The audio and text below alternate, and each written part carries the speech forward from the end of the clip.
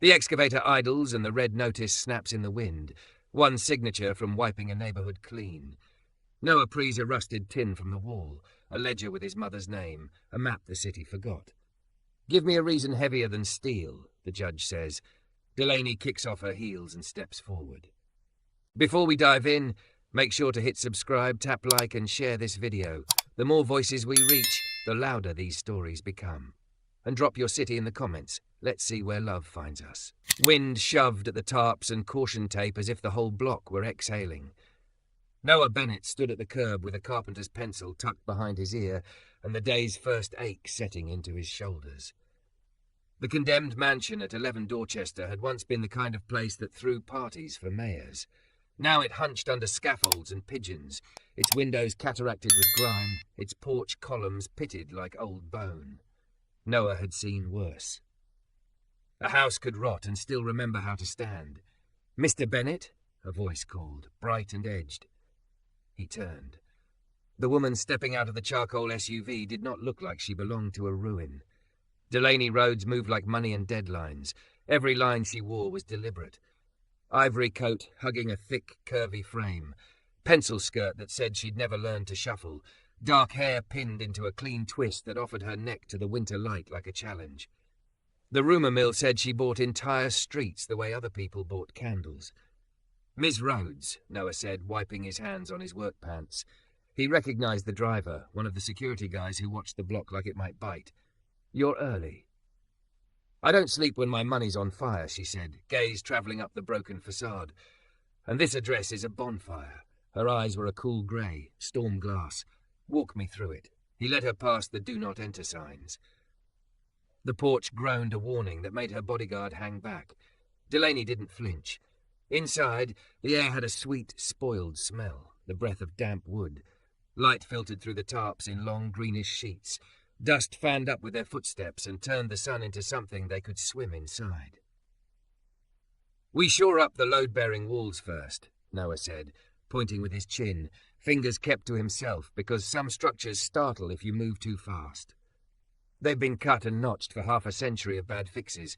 Whoever did the last renovation used drywall to hide the sins. We'll take it to studs. Replace sills, sister the joists where we can, new footers in the crawl to offset settlement. "Timeline?"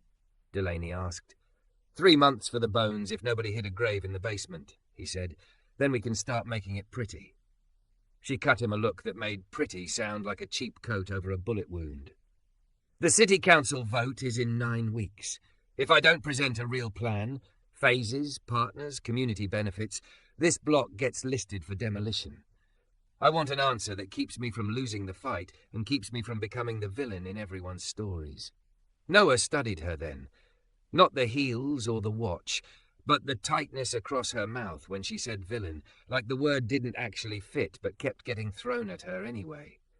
He'd heard about Delaney Rhodes since he was a kid, swinging a hammer for his uncle, the Mogul who smiled for ribbon cuttings and signed papers that emptied apartments. The city loved to turn a single woman successful at something into a headline with teeth. "What do you want it to be?" he asked. She stepped to a wall where a water stain had bloomed and splayed her fingers over the plaster. Her nails were immaculate. Her palm came away chalked with dust, as if the house had marked her. A co-op? A clinic with units above? I don't know. That's the truth I'm not supposed to say. She wiped her hand on a handkerchief like a woman who keeps soft things in hard pockets. "What I do know, this building is the only part of this block that still has a story people stop to tell. If I save it, maybe I save the rest from becoming a parking lot for a grocery chain that doesn't hire from here." Noah followed the line of the staircase, spiraling up like a tired spine. He heard voices from the sidewalk, neighbours clocking the cars, the suits, the possibility. He knew their names. He'd repaired their banisters, their back steps, their kitchen cabinet doors that refused to close. He'd patched walls after police entries and hung blackout curtains for mothers who needed to sleep between shifts. He hated when a place got spoken of as doomed. Doom had a way of folding its arms and making itself comfortable. "You brought me out here for a bid," he said, "but that's not what you want." Delaney's mouth curved, not into a smile but into a sharper line. Bids are numbers. I want a reason." She faced him fully. For a beat, the room held its breath. "Build me a reason, Mr. Bennett. Something I can take to the council, to my board, to the neighbours with flyers under their doors. Build me a reason to save a house instead of razing it." Noah had been measuring his own silence since his mother's funeral. She'd wanted a porch with morning light, and he'd promised her one by spring. Spring had been busy. The call came in winter. He'd buried her with a paper blueprint folded in his coat like a crude heart. He looked at Delaney Rhodes, at the dust on her hand, and wondered what anyone had ever failed to build for her. "I don't do speeches," he said. "I fix things. Then fix this. But don't just stabilize it.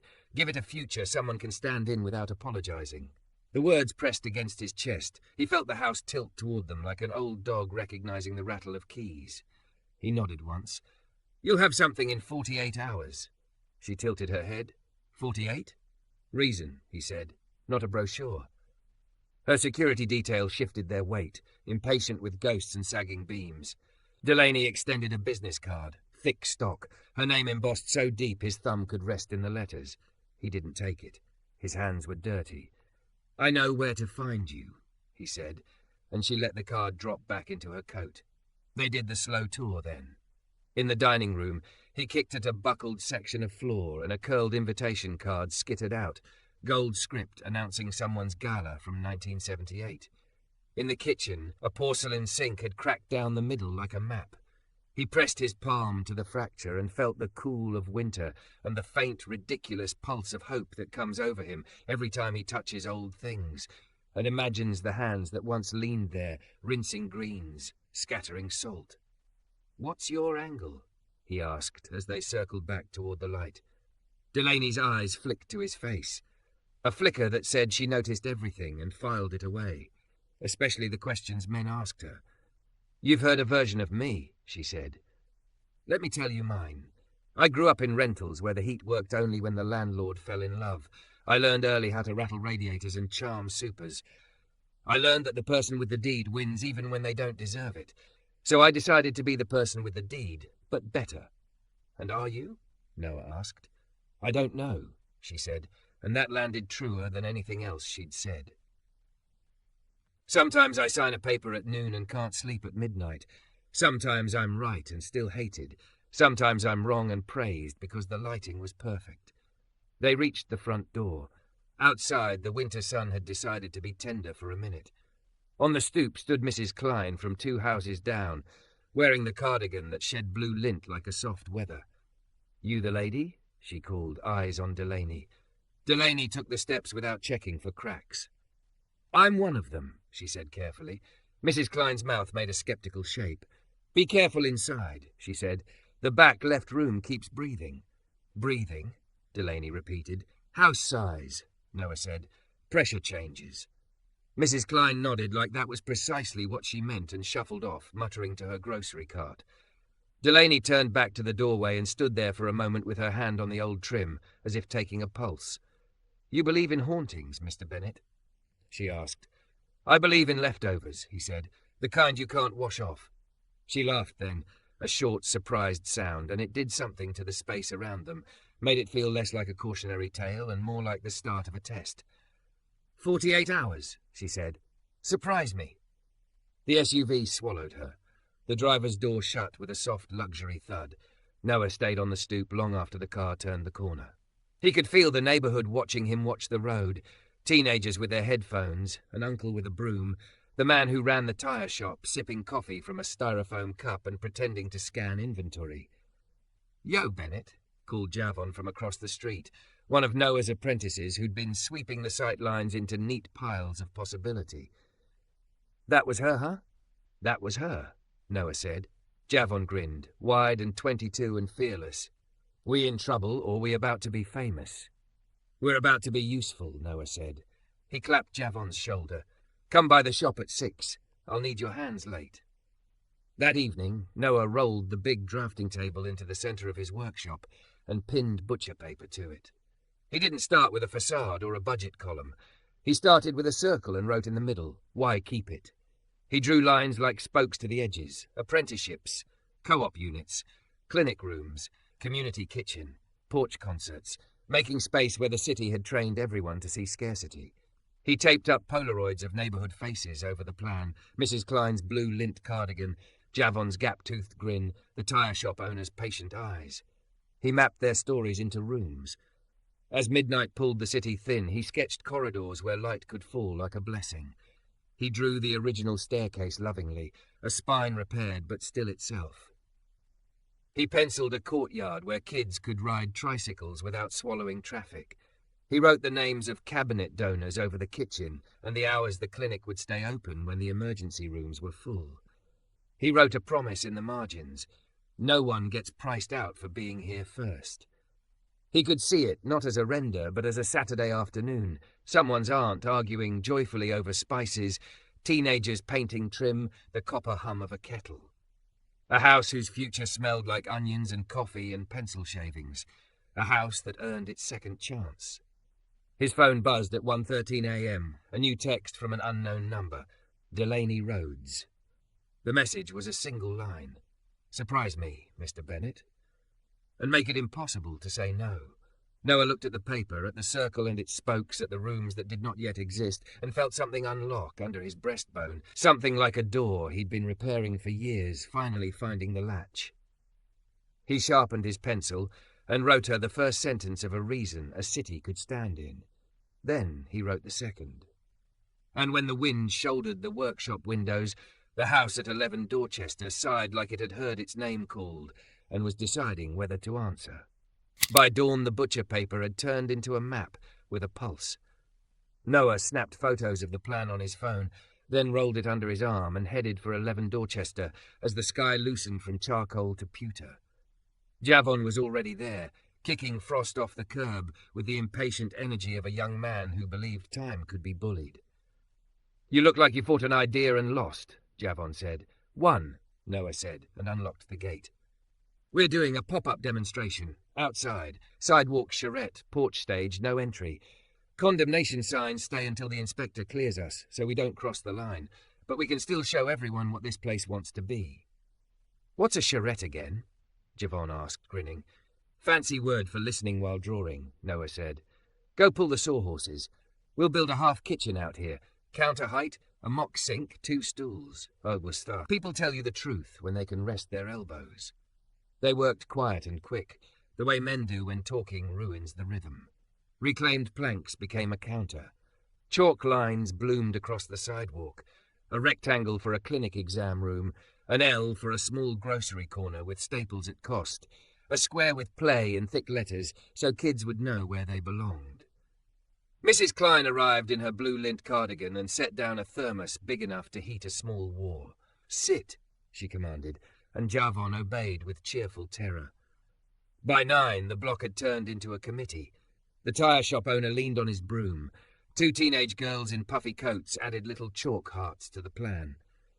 A nurse from the urgent care 3 streets over stopped on her way home from a night shift and traced the clinic box with a tired finger, nodding to herself. Noah moved among them with the butcher paper pinned to a piece of plywood. "What do you need?" he asked.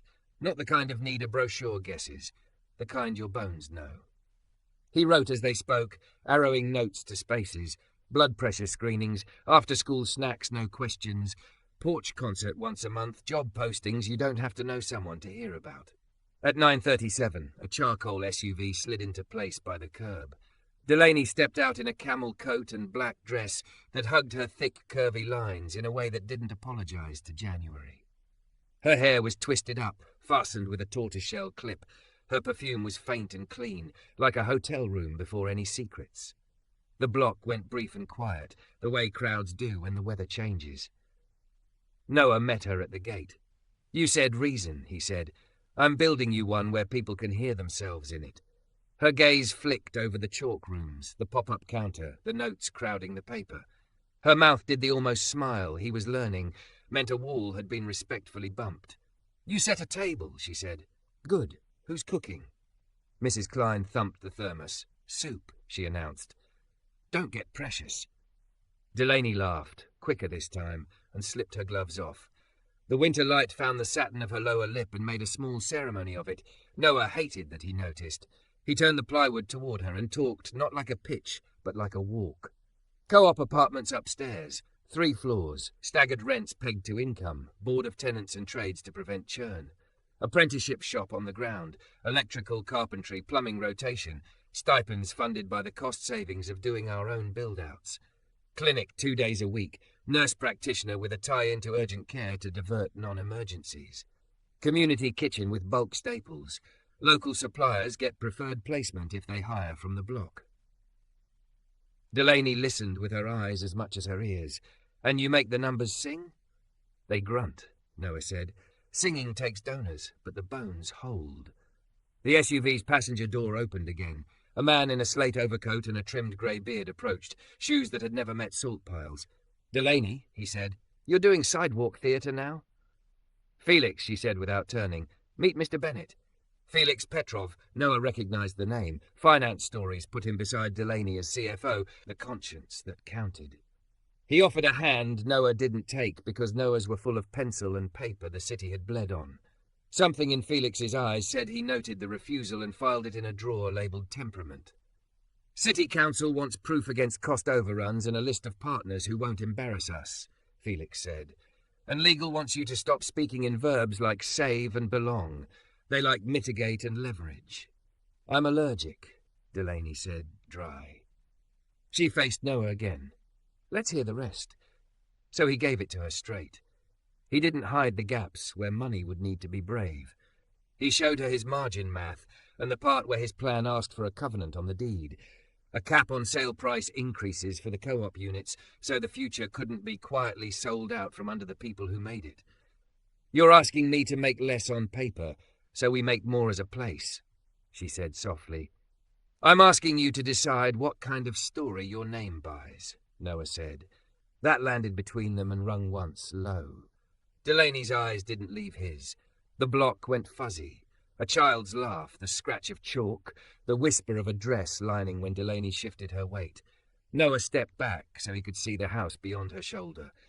He liked better way the day looked when it used her as a frame, and he didn't like that either. I want to talk to people, Delaney said. Not at them. Mrs. Klein offered her a paper cup. Delaney took the soup like a truce and sat at the mock counter. The teenage girls migrated closer, brave in pairs. Is it true you bought the old theatre? One asked. It's true I caught it before a vape chain did, Delaney said, unpretending. It'll need a real operator. You should both apply. To run a theatre? One scoffed. To run the front of house, Delaney said. You know who comes and what they complain about. You can run a city by 30.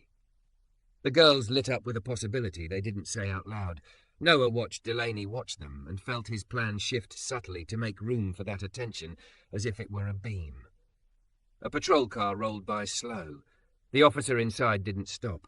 He radioed something into his shoulder and moved on.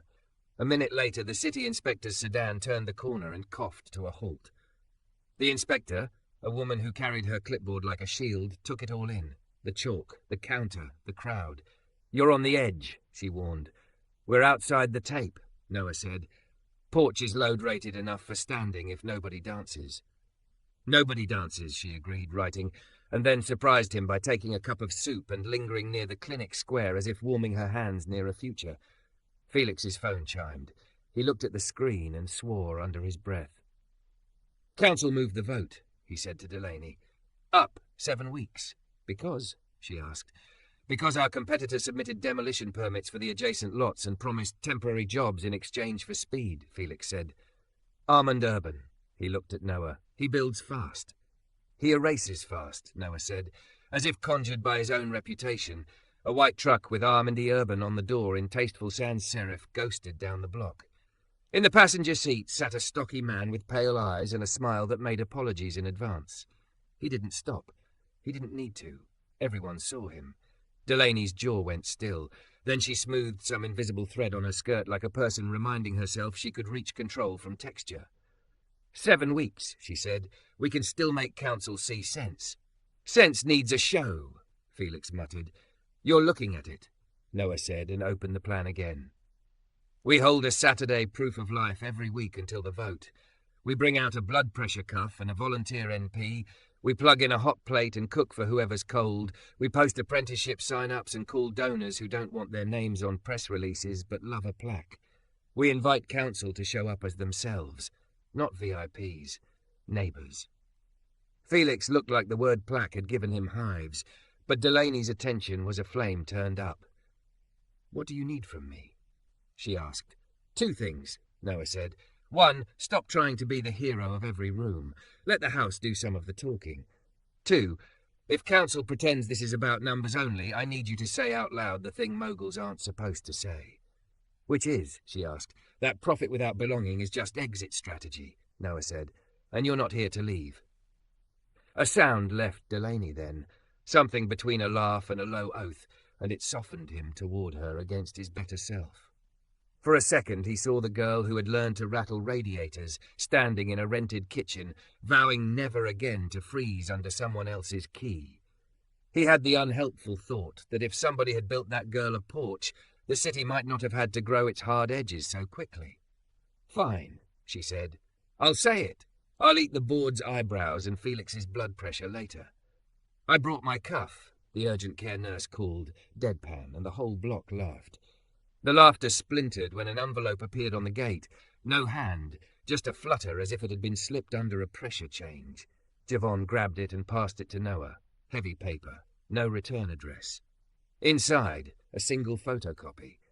A memo dated 1979 from the Dorchester Neighborhood Association to City Hall, arguing for the mansion's designation as a community center. Signatures ran down the right margin.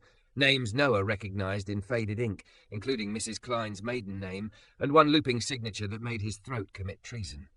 Bennett Clara, volunteer coordinator, his mother's name, her small proud R trailing off the page like a road. The world narrowed. Chalk lines went soft. He felt the paper like a second skin. He'd known his mother volunteered everywhere there was need, but this address printed in 1979 put her feet on this block before he was born, asking the city to keep a door open for people who needed a reason to come in. "Everything okay?" Delaney's voice reached him through the ring in his ears. He handed her the memo. She read fast, then slower, then once more to be sure. "She asked for the same thing," Delaney said, quiet. "House as a center, stubborn love." She looked up. "Noah." He shook his head because the air felt like it would break if he spoke. He folded the copy along its original crease and slid it into his jacket as if tucking a child into sleep. Across the street, the Armand truck eased to a stop at the corner and reversed to take a longer look. The pale-eyed man in the passenger seat lifted his phone and snapped a picture of the crowd. Delaney's body changed, a stillness that was not fear. 7 weeks, she said again, but now it sounded like a countdown and a vow. "We build the case and the belonging at the same time." "We build a home," Noah said, finding his voice. He pressed his palm to the porch column, felt the old wood's grudging warmth. "And we start today." Delaney stepped closer, so close he could see a fine dusting of flour on her sleeve from Mrs. Klein's kitchen, a smear she hadn't noticed. She didn't pull back when he reached up and brushed it away. Carpenter's fingers careful not to claim what wasn't his. "Teach me how to stand in it without breaking what it's asking for," she said. "Then you'll have to get your shoes dirty," he replied. She looked down at her heels, then at him, and kicked them off. Barefoot on cold stone, her breath fogging the air, thick curves held like armor, she placed her hand beside his on the column and listened with him for the house's reply. "Don't forget to subscribe for more intense cinematic love stories. Your click helps us make the next chapter." Snow, the colour of old glass, freckled the tarps, and the house let out another slow exhale like Mrs. Klein had promised. Noah stood under the porch eave, warming his hands around a paper cup of soup, and watched Delaney cross the slush in flat leather boots that had not been bought for this. Hair twisted up, coat open over a black sweater that respected every curved line and dared January to complain. "You slept?" he asked. "I interrogated my ceiling and lost," she said, then held up 2 boxes. "Work gloves. 1 pair for me, 1 for whatever board member shows up to look useful." Javon whooped. Boss lady came to play. Delaney slid on the gloves like she meant to learn a language with her hands. Noah led her to the sawhorses, where yesterday's chalk rooms had turned into taped rectangles. Clinic, kitchen, apprenticeship bay. The urgent care nurse returned with a cuff and a half smile. 2 retirees arrived with an electric griddle. Me, a man from the bodega down the block, carried a tray of bread and announced, "Nobody builds hungry." The block seemed to have decided the house belonged to it again, and moved accordingly. "Teach me a good lift," Delaney said. He showed her how to get under the weight without hating it, feet planted, back quiet, arms not trying to prove anything. She mimicked his stance. The plank rose. For a second their breaths matched, white in the cold air. Noah stepped away first. The city inspector came by with the same clipboard and a wool cap. "Your tape lines are tidy," she said. "Keep the porch under 5 bodies." "We're saving the dancing for council," Delaney told her. The inspector almost smiled and stayed for a blood pressure check she pretended she didn't need. Mid-morning, a man with a camera and a woman with questions waded through the crowd. "Maribel from City Desk," the reporter said. "This a pop-up or a pressure campaign?" It's a proof of life," Noah said, turning the plan board toward her. "Not a render. A rehearsal." Maribel's eyes flicked to Delaney. "Mogul on a sidewalk. That's new." Delaney didn't flinch. "I've made a career of owning the exit," she said, voice even. "But profit without belonging is just an exit strategy, and I'm not here to leave." Maribel actually held still a beat, like the sentence had knocked loose something useful. The cameraman framed Delaney against the old column, dust haloing her hair. "Say it once more," he said. She did. Felix, hovering at the fringe, pinched the bridge of his nose like the words had raised his blood pressure in real time. Felix waited until the reporter drifted off to interview Mrs. Klein about soup. "Board needs you in an emergency session at 3, he murmured. "Armand offered to purchase our note on Dorchester at a premium. If we accept, we clear the risk and book a win. If we refuse, they'll force a vote to liquidate tertiary holdings, which includes this place. They're painting this as fiscal discipline." Delaney's jaw worked once. "What do we have that's louder than their premium?" "An anchor," Felix said. "A signed letter from a clinic or hospital or non-profit with standing. We need it by Monday." "We'll have it before then," she said. "We don't," Felix said, meaning we can't. He looked at Noah, then away, as if the ask could not be spoken in a carpenter's hearing. The air changed at noon. A wind shouldered the block, and the tarps breathed, inhaling and collapsing, long blue lungs. "Back left room keeps breathing," Mrs. Klein had said. Today it sounded like the house remembered panic and was choosing how to use it. "Stay out here," Noah told everyone, and then to Delaney, "You too." He set his ladder, ducked beneath the caution tape, and slipped into the dim cool of the foyer. The house sighed again, the long draw through cracks and missing panes. He moved like a man inside a story he respected, quick but not reckless. The back left room had a buckled plaster seam and a section of lath peeled like a scab. The outer wall was plumb enough. The trouble was a diagonal brace somebody had removed decades ago to fit a refrigerator. The wind found the weakness and spoke through it. He eased a temporary brace into place, 2x ripped to length, splayed against the sill. "Breathe with me," he murmured to old wood the way his uncle had taught him, which always made apprentices laugh until they did it once themselves and felt the difference. Behind him, steps. He turned and found Delaney in the doorway, boots wet, cheeks flushed. "You said stay out," she said, "so I didn't." And when he opened his mouth, she lifted a second brace. "Tell me where." "Here," he said, because he'd learned there were people you saved by letting them hold weight. They wedged the brace under the sagging trimmer, shoulders touching for a breath, bodies braced into the same problem. Dust shook loose in glittering bands. A strip of plaster too tired to keep pretending let go. It should have struck her shoulder. He saw it in the 100th of a second when everything goes honest, and he moved her, palm hot around her elbow, the sheet slipping and shattering where she'd been. She didn't jump. "Again," she said. They set the second brace.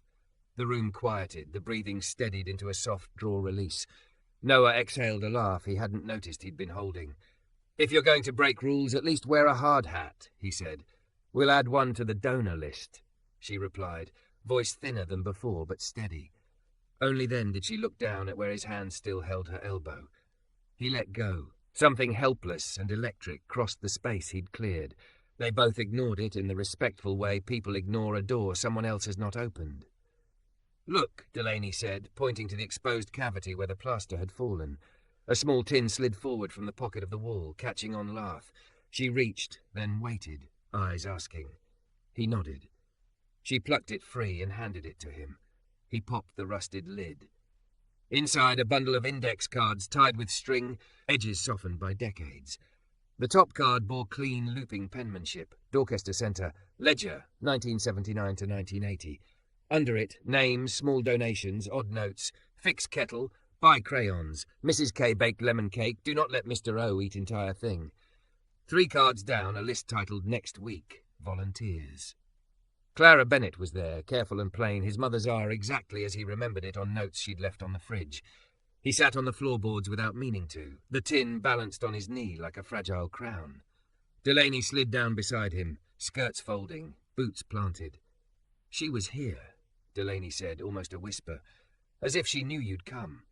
She wanted a porch where morning light hit the coffee just right, he said, staring at his mother's name. I kept promising to build it. You're building it now, Delaney said, for a block. Her hand hovered, and then she set 2 fingers on the ledger in a gesture that felt like a bow. We'll scan these, she said. We'll show council that saving this isn't nostalgia, it's continuity. People give more when they see their grandparents' handwriting in the bones. Maribel will eat this, Noah said. Let her, Delaney answered. Let everyone. They rose. He slid the tin into his jacket like it was his second set of ribs. Back on the porch, the cold snapped them back to a day where soup steamed and sign-up sheets fluttered thick with names. The reporter had moved on. The cameraman lingered, shooting the way children traced the play square with the toe of a boot, as if underlining their own future. A courier in a crisp parka approached with corporate apology in his gait. Delivery for Miss Rhodes, he announced, producing a large red envelope that seemed to hum trouble. Felix took it before Delaney could, scanning the header, lips flattening. What? She asked. He swallowed. Emergency abatement petition filed and granted. Anonymous complaint alleging imminent hazard due to unsecured interiors and community gatherings. Effective immediately. Stop work order, no assembly within 50 feet of the structure, pending hearing. Violation will trigger emergency demolition authorization. The block went like a theatre when someone yells fire. Conversations broke into fragments. The inspector, who had wandered back for another cup of soup, took the envelope, read, and swore so softly it sounded like prayer.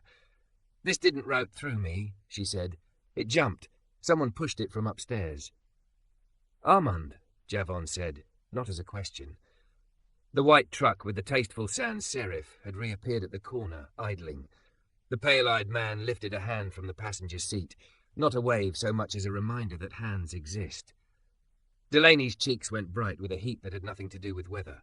She turned to the crowd, to the nurse and the teenagers and Mrs. Klein, who had set her thermos down as if it weighed more than soup. Everyone, thank you, Delaney said, voice carrying.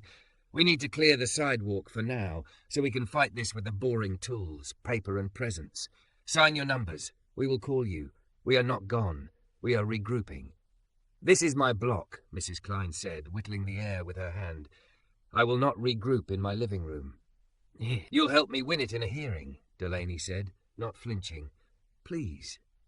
Something about the please softened the brittle edge. The crowd thinned grudgingly, taking their own folded chairs home like promises.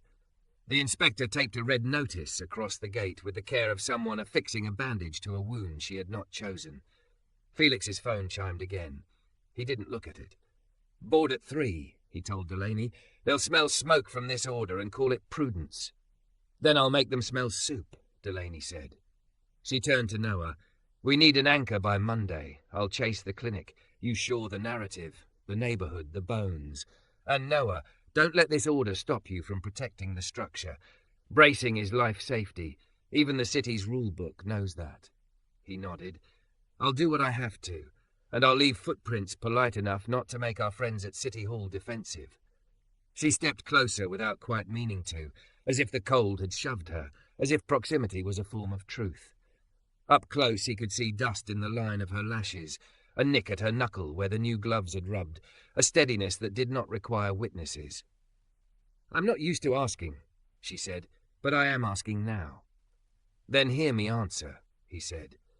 They looked at the house, at the tape like a throat cut with a thin red ribbon. The wind pressed the tarps again, the building breathed slowly, stubborn as an old choir finding its note. Noah touched the column once, light as a vow. Delaney's phone vibrated. She glanced down, read, and went paler than December. "What?" he asked. She turned the screen toward him. A calendar invite. Emergency demolition hearing, Tuesday 9 a.m, petitioner Armand Urban Development. Below it, a line in legal grey, recommended action, approve. Across the street, a flatbed eased to the curb, orange construction fencing stacked like warning, and a yellow excavator's arm sleeping under chains. The driver hopped down, popped a clipboard, and squinted at the address. Noah's pencil snapped in his hand. Delaney didn't blink. 48 hours, she said, voice almost calm, a blade laid flat. Build me a reason they can't bulldoze. The driver looked up from his clipboard, looked at the porch, looked at the red notice, then reached for the roll of fence. The metal clinked like cutlery before a meal nobody wanted. Noah stepped off the stoop. He wasn't sure whether he was going to talk or lift or break, only that the next thing he did had to teach the city something about what it meant to stand. The excavator's arm woke like a bad idea. Chains clinked, metal yawned, and the driver in a neon vest looked up at the red notice on the gate, like it were a recipe he'd been handed to make something careless. "Morning," Noah said, stepping between the stoop and the flatbed. He wasn't wide like a bouncer.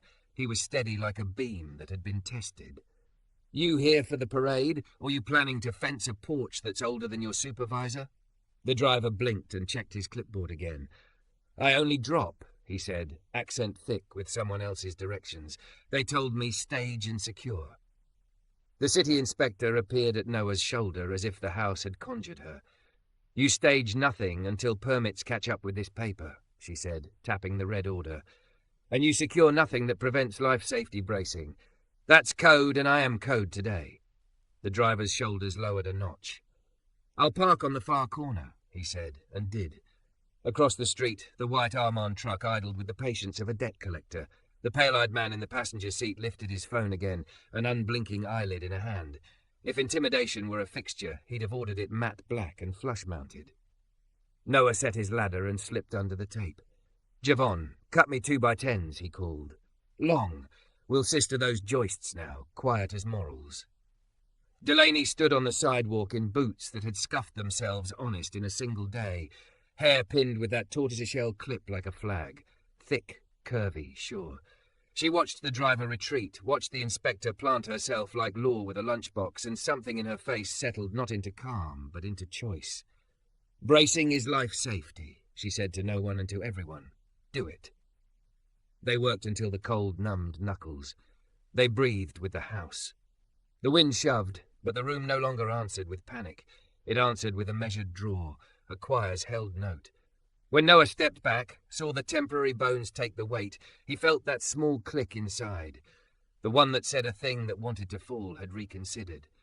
At 2:40, Delaney looked up from a stack of sign-up sheets and said, "Board at 3, like some people say weather."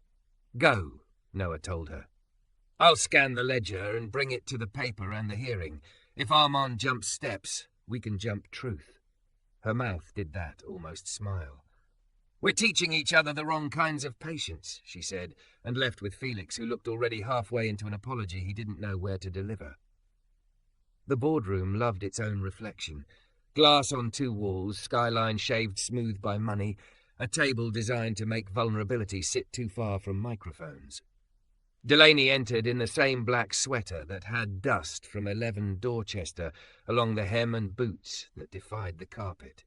Mara Voss, the chair, a woman with steel hair and ethical allergies, did not bother to hide the scan her eyes made of the boots. "We have an offer to purchase the Dorchester note at a premium," Mara said without preamble. "Accepting would be fiscally prudent given the abatement order and the hearing on Tuesday. We cannot make sentiment our strategy." Delaney didn't sit. She placed the red envelope on the table like a crime scene photo and the ledger tin beside it like an ancestor. "We also have a ledger pulled from the walls, a reporter who understands what it means, a neighborhood that has reassembled itself around a building, and a plan that turns cost into apprenticeship and clinic care. Profit without belonging is just an exit strategy. I'm not here to leave." "Charming," said a board member whose shirts always looked freshly unwrapped. "But fiduciary duty," Felix cut in, "includes reputational risk and long-term value. Armand's pattern is demolition and vacancy flip. We lose not just one block, we lose 10 adjacent opportunities. We can hold for 10 days without breaching covenants if we show a credible anchor by Monday and file for injunctive relief pending that anchor. Legal confirms." Mara's eyes slid to Delaney. "Do you have a credible anchor?" "I will by Monday," Delaney said, truth clean of bravado. "A federally qualified health centre is considering a satellite clinic. We have a nurse who will put her name on the line, a union that will sign an apprenticeship LOI, and donors who prefer plaques to press releases. If you need names today, I don't have them. If you need bones, I brought them." Mara didn't blink. "Motion to postpone decision on the note for 10 days contingent on receipt of a letter of intent from a clinic and a signed apprenticeship partner," she said. "Those in favour?" Hands went up like reluctant trees. They counted to a majority. It wasn't warm, but it was a hold. "Bring me your anchor," Mara said to Delaney, "or I will bring you to heel." "I'm here to build," Delaney answered, and meant it. Outside the glass, the city went on being itself. Inside, Felix texted like a man translating scarcity into tasks. Delaney didn't wait for congratulations that would curdle. She left the ledger tin on the table, on purpose, and took only the copy he'd scanned of her mother's name to carry like a relay baton. Sunday smelled like cold metal and coffee gone heroic. Noah and Javon set up a folding scanner in the workshop and fed the ledger through one card at a time, the names humming into a PDF like a choir file. Maribel called at 9. "I'll go live digital with the ledger story by night. Send me Mrs. Klein on the record and a photo of your mother's name." "Mrs. Klein will be on the porch in curlers if it helps," Noah said. He took the photo, hands steady for once. The urgent care nurse, Monica Alvarez, brought reinforcements, a woman in a navy parka with a badge that read Rivercross Community Health. "Dr. Abasi," she introduced herself. "I run our satellite clinics. Our board chair is my aunt. She believes in porches." Delaney arrived mid-sentence with hair down from its clip and a stack of folders under her arm. She stood straighter when she heard, "Board chair is my aunt," asking nothing with her mouth and everything with her eyes. "We need a letter of intent to operate 2 days a week by Monday," Noah said. "A real one, on your letterhead, with signatures and boring words that make lawyers purr." Dr. Obasi smiled without showing teeth. "You people think we don't like boring," she said. "Boring keeps the lights on." She flipped open a folder. "We have mobile equipment. We have a gap in this quadrant. We have a grant that requires a site where the rent is subsidized by bravery. Miss Rhodes, are you offering bravery?" "Yes," Delaney said, not for effect. "Then my board meets by phone tonight," Dr. Abasi said. "I'll draft the letter. It will say contingent on zoning and safety. Rivercross intends to operate an NP-staffed clinic at 11 Dorchester 2 days a week, expanding to 3 within a year, with partnerships for mental health and dental screenings. We will hire locally. We will host apprentices. We will participate in Saturday Proof of Life." Felix, who had materialized like a footnote, nearly smiled. Lawyers will swoon.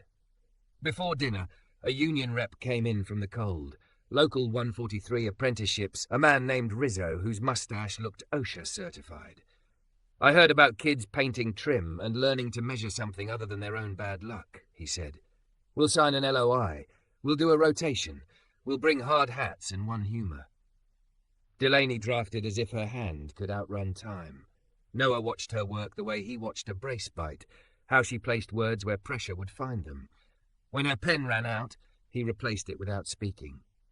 When his shoulders locked, she pressed coffee into his hands like an offering. By 9 p.m. Sunday, Maribel's piece went up. Ledger in the walls, how a mansion remembered the city that fed it. The headline wasn't subtle. The photo of Clara Bennett's careful R was not subtle either. Comments bloomed like weather.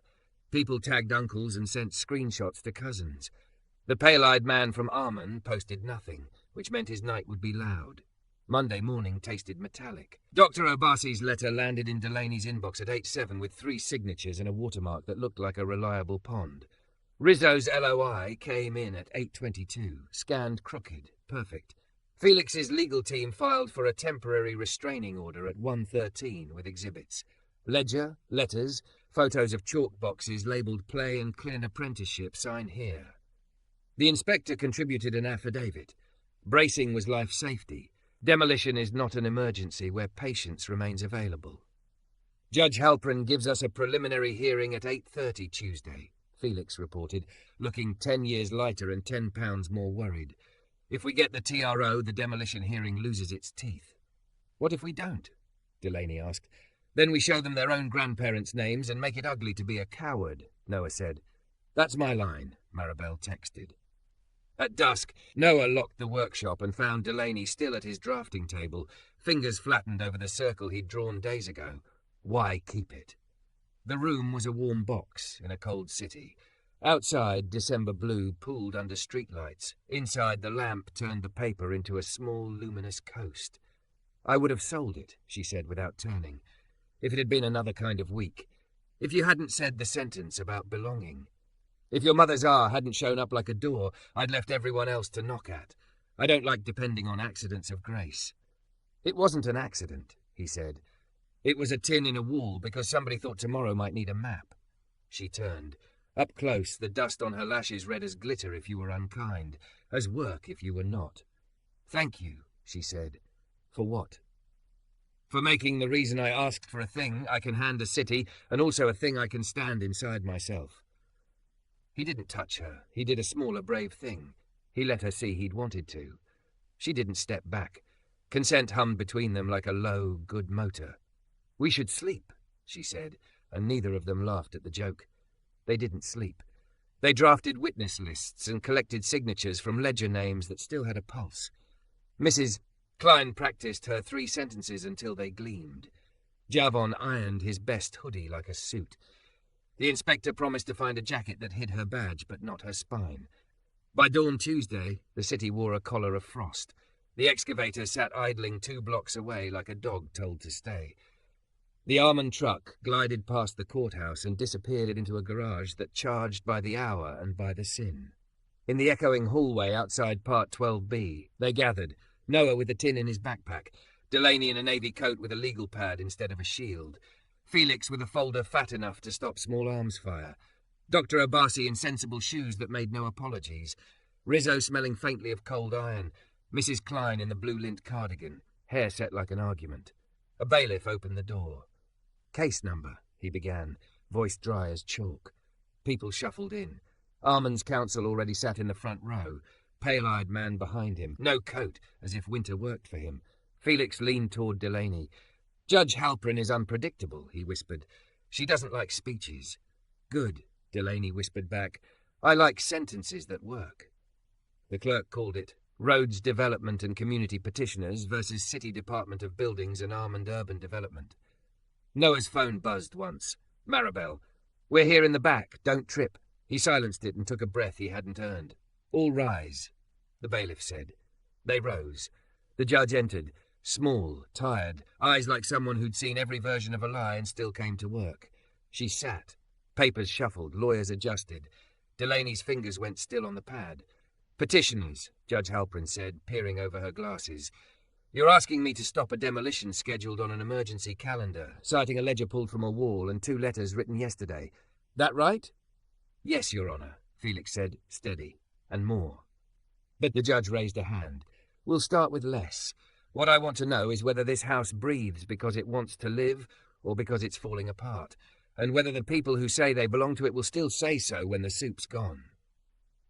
Noah didn't mean to step forward. He did. Delaney didn't stop him. Judge Halpern's eyes found him like a level finds plum. Your name? She asked. Noah Bennett, he said. The judge nodded once. Mr. Bennett, you have 2 minutes to give me something that weighs more than an excavator. Start now. Noah opened his mouth and felt as clearly as a hand on his back the pressure of his mother's R. He reached into his bag, lifted the tin into the light, and the courtroom leaned in as if it were a candle in a storm. Your Honour, he began, voice thinner than his hands, this is the ledger that says the house remembered we were coming. The pale-eyed man behind Armand's counsel smiled like a lock clicking. 2 minutes, the judge said. Make them count. The excavator outside turned over, engine coughing to life like a warning bell.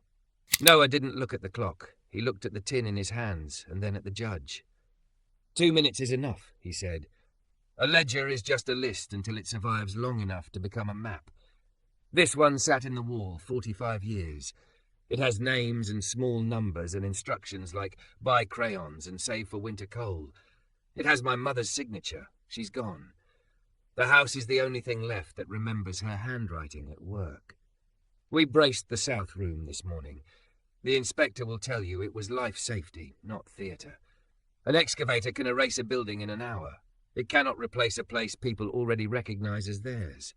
The emergency isn't the rot. The emergency is forgetting. Give us time to fix what time did. We brought a clinic, an apprenticeship, and a promise to keep prices from climbing over the people who built the future here.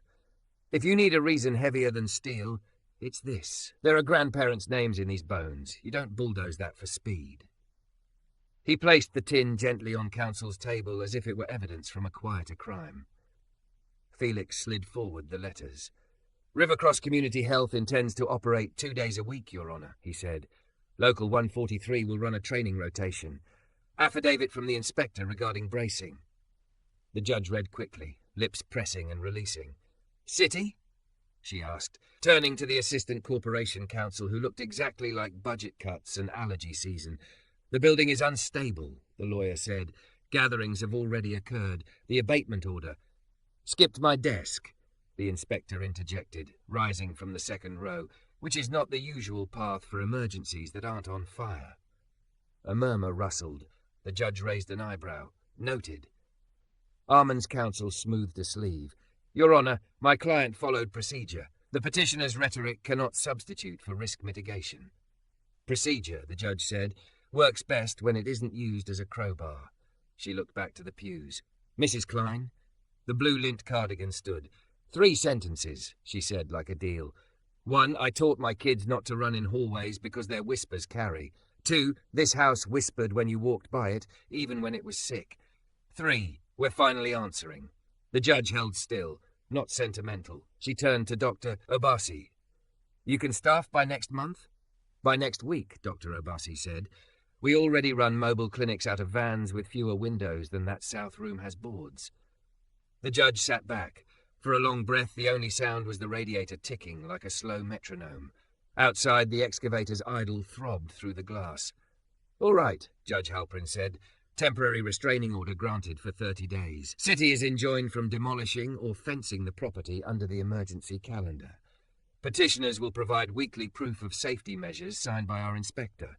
Within 10 days, file a phased stabilization plan and a deed covenant draft addressing affordability for residential units, if any.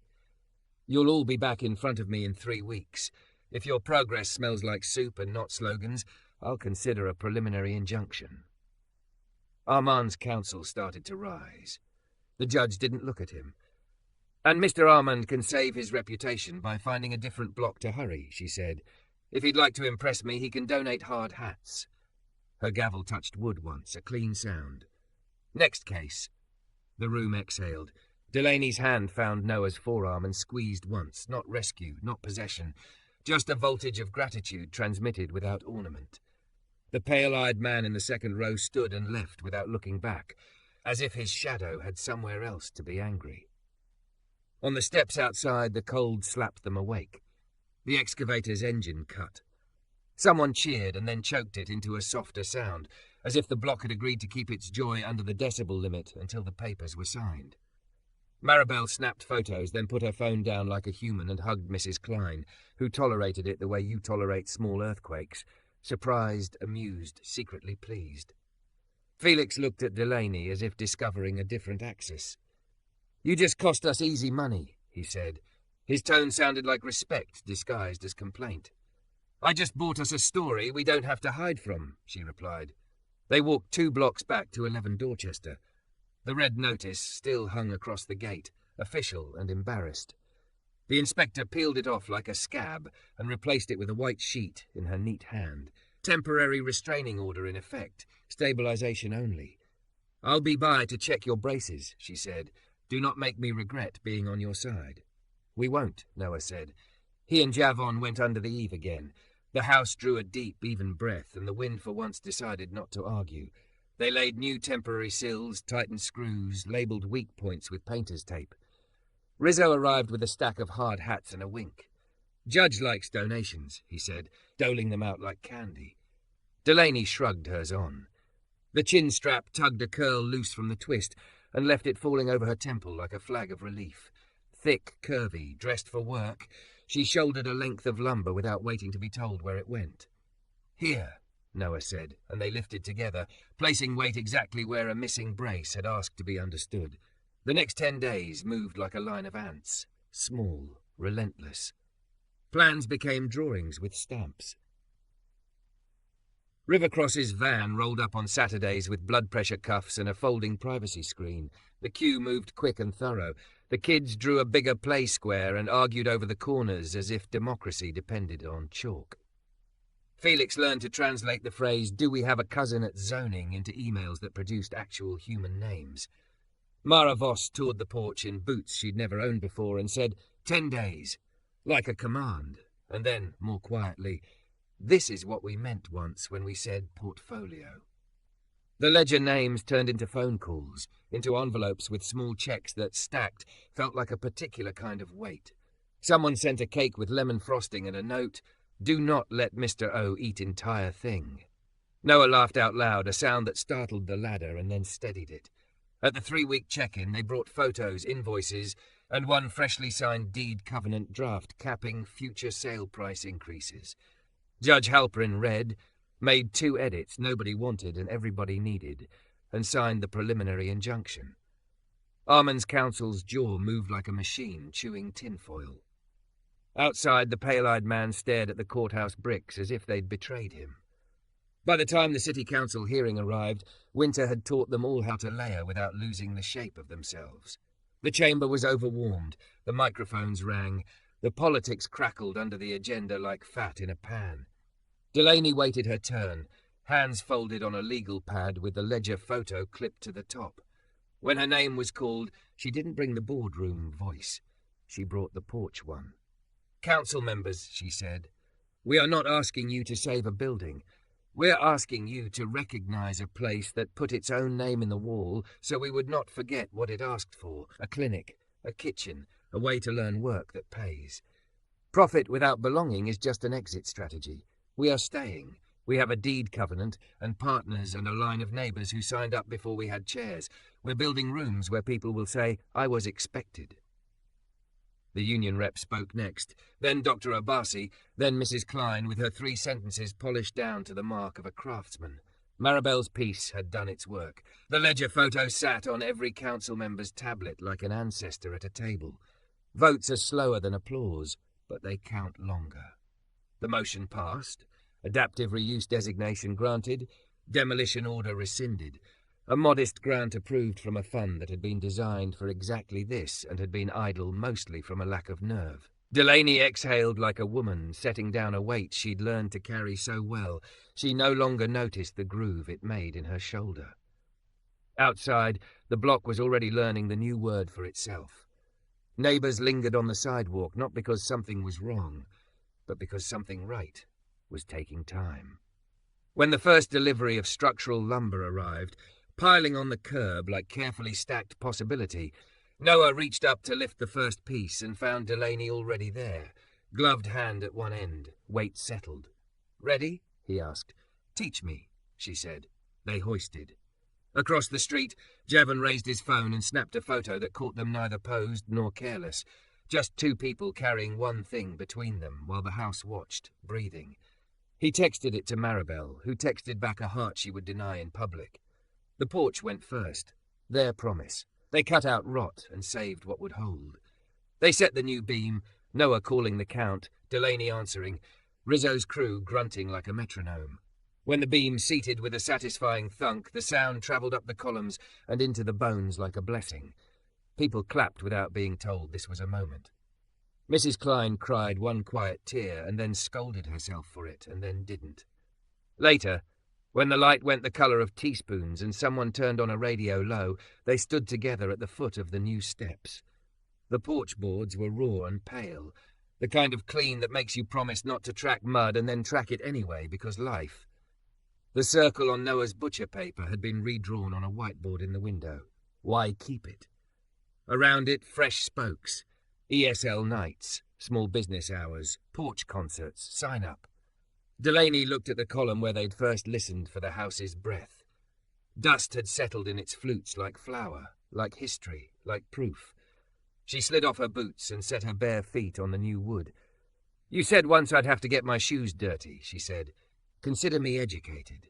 He set his palm beside hers on the column. Consent hummed again, not as a question, but as an agreement about care. He didn't kiss her. They built something that would survive one if it came. It would be a good porch for that, some day when the neighborhood wanted to cheer from a comfortable distance. The wind came down the block and found no loose seam to bully. The house exhaled, steady and deep, taking up the note the choir had been holding since 1979. People began to call goodnight. Felix, impossible to read and easier to admire now, took a photo of the deed covenant on his phone and sent it to Mara with a period and nothing else. Dr. Abbasi wrote the first clinic hours on a sticky note and pressed it to the glass like a flag. Rizzo stacked helmets for morning. Javon taped a paper sign crooked on the door. Home. Please knock. Noah looked at Delaney and saw not a headline with teeth, but a woman who had learned to be soft without apologizing for being built strong. She saw a man who could lift alone and chose not to. "Reason enough?" she asked, almost teasing, almost testing. He nodded. "Reason built," he said. "They didn't lock the porch. They left it to keep breathing, to learn the sound of names spoken on it, to feel the weight of feet that believed they belonged. When they stepped down into the blue evening, the house behind them did not feel saved so much as invited again. That was the work. That would be the work in the morning and the next week and the one after that. They walked the length of the block without speaking, and then turned back, the two of them framed by the warm rectangle of a window where the whiteboard glowed and the word "why" looked less like a challenge and more like a welcome. Somewhere behind the dark elsewhere, a white truck idled and then finally shifted into gear and left. The porch did not notice. The city, briefly, remembered how to stand.